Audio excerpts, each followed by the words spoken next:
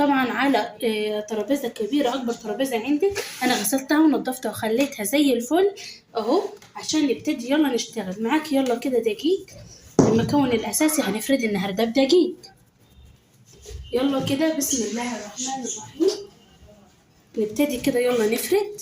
هتمسك كده من النص بين الشابة وتبتدي كده تفردي كده لبره اهو، اهو كده شايفين كده اهو، من بره لجوه اهو.